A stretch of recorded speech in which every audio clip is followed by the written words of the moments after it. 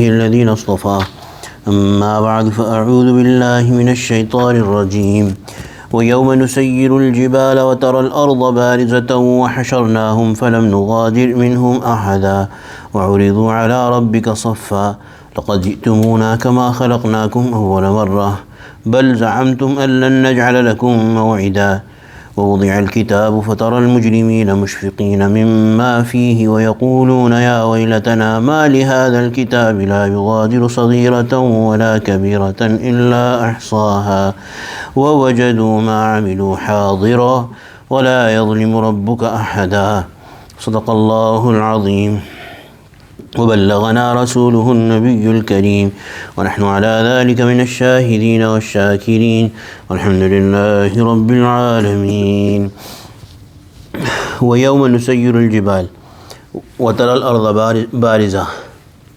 This is about the day of judgment. Allah subhanahu wa ta'ala says that think or visualize about the day when nusayyirul jibal, when we'll make the mountains move. So this is before the mountains will shatter, they will start to move. Another place Allah subhanahu wa ta'ala has told us that they will move like beaten cotton. So it's very lightweight, just like it flies with the air. That's what the state of the mountains would be that day. وَتَرَى الْأَرْضَ بَارِزَةً, and you would see that the earth will be fully exposed, so there will be no contours to the earth, it will be totally plain, and that is what Allah subhanahu wa ta'ala will do. There will be stretched flat, like stretched out leather, no elevations, no depressions, a plain ground. وَحَشَرْنَاهُمْ, and we shall gather them together.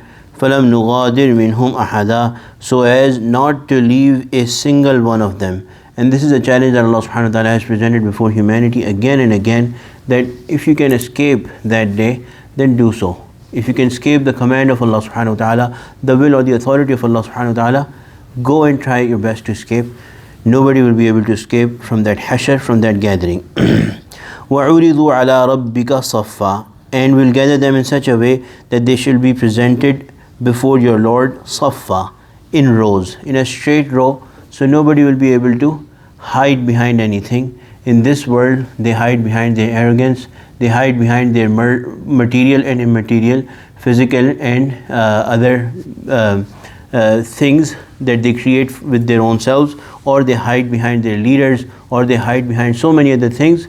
On that day you will not be able to hide, and you will stay standing before Allah subhanahu wa ta'ala in a straight row, in such a way that nobody will be able to hide behind anything, in a saf. لَقَدْ جِئْتُمُونَا كَمَا خَلَقْنَاكُمْ أَوَّلَ مَرَّةٍ, and it will be said to them, لَقَدْ جِئْتُمُونَا كَمَا خَلَقْنَاكُمْ أَوَّلَ مَرَّةٍ, lo, you have come to us just as we had created you for the first time. Like we created you for the first time, you were nothing, you were nobodies, you were non-existent, and Allah subhanahu wa ta'ala gave you shape, and Allah gave you life, and you came and spent your life on this earth like you wanted, as you wished. See, today we have gathered you again, just like we did for the first time.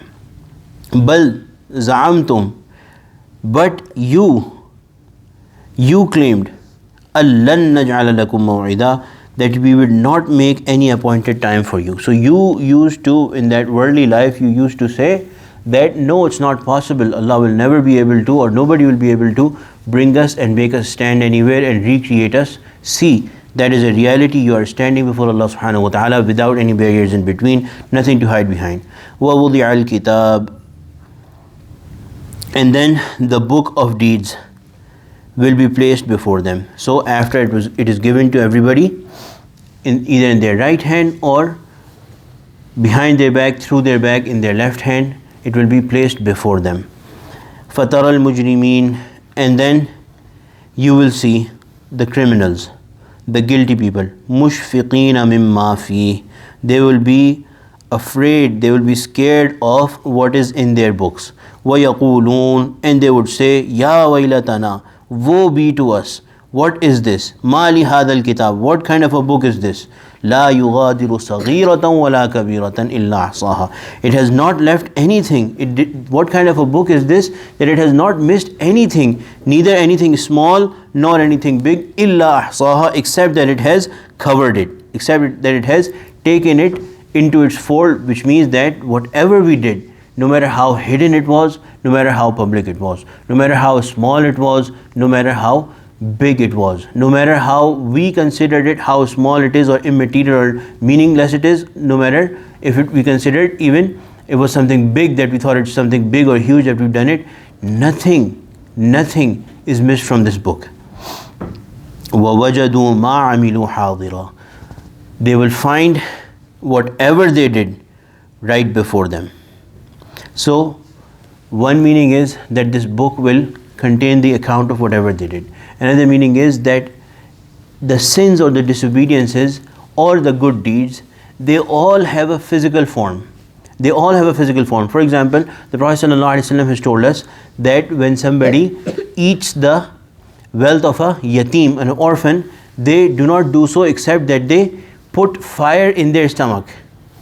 Similarly, the Prophet ﷺ has mentioned other punishments or other physical forms of the misdeeds or the sins that we do. So the ulama have written that in reality, the sins that we do or the good deeds that we do, they have a physical shape.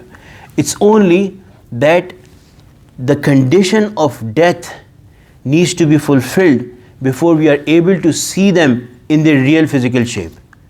For example, if somebody says that a tree, a dry wood or fuel is fire, so we will understand that why they are calling it fire, because it's just this condition needs to be fulfilled, that it needs to see a tiny flame, just a tiny spark, and then it will show itself how it is utterly, completely fire.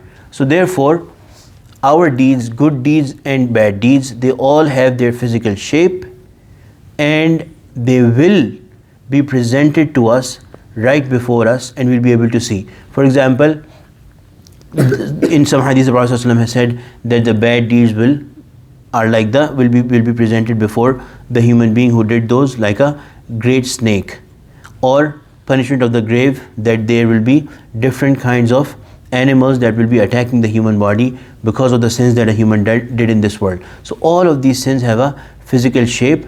Only the thing is that we cannot feel it, we cannot see it, because we are living in this world. When that unseen world opens up on us, as soon as our eyes close, as soon as our breathing stops, as soon as we pass away, we will see the real shape of those deeds. May Allah subhanahu wa ta'ala make us those who do as many good deeds as we can, inshallah, and stay away from all sins. وَلَا يَظْلِمُ رَبُّكَ أَحَدًا. And Allah will, your Lord will not wrong anyone. So nobody on that day will be able to say that, Ya Allah, I did not do this and it's written in this book. That which you would have done, that is what will be there in the book. Exactly what you did, where you did, how you did it, with whom you did it, all of those things, and there will be no cruelty, no injustice. It will be a totally fair book. There will be no way that somebody would say that I don't agree with this, or this book has something wrong in it, because Allah subhanahu wa ta'ala does not do injustice. Whatever we did, it will be presented before us. May Allah subhanahu wa ta'ala protect us. So the connection of these ayat with the previous ayat, and this is one conclusion at this ayah, that when the Prophet ﷺ is told by the kuffar that we are better, we are more valuable, we are more significant in the society, give us more importance, the real importance lies not in the social or financial status of people, but in the baqiyatus salihat, in the good deeds of these poor people. These basically, essentially, who are nobodies in the society, nobody wants to talk to them, nobody wants to give them any respect, but they are very dear to Allah subhanahu wa ta'ala. Their deeds is what matters, and their wealth and whatever they did, it will become a source of, na'uzu billah, punishment and disgrace for these kuffar on the day of judgment.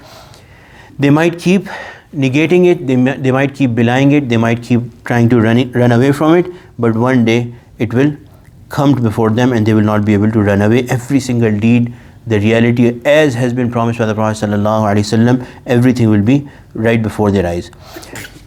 ربنا تقبل منا إنك أنت السميع العليم وتب علينا إنك أنت التواب الرحيم اللهم إنا نسألك الجنة وما قرب إليها من قول وعمل ونعوذ بك من النار وما قرب إليها من قول وعمل ربنا لا تزغ قلوبنا بعد إذ هديتنا وهب لنا من لدنك رحمة إنك أنت الوهاب. اللهم واقية كواقية الوليد. اللهم إنا نعوذ بك من شر كل عاجله وآجله ما علمنا منه وما لم نعلم. ربنا تقبل منا إنك أنت السميع العليم وتب علينا إنك أنت التواب الرحيم. وصلى الله تعالى على خير خلقه سيدنا ومولانا محمد وعلى آله وصحبه أجمعين. آمين برحمتك يا أرحم الراحمين.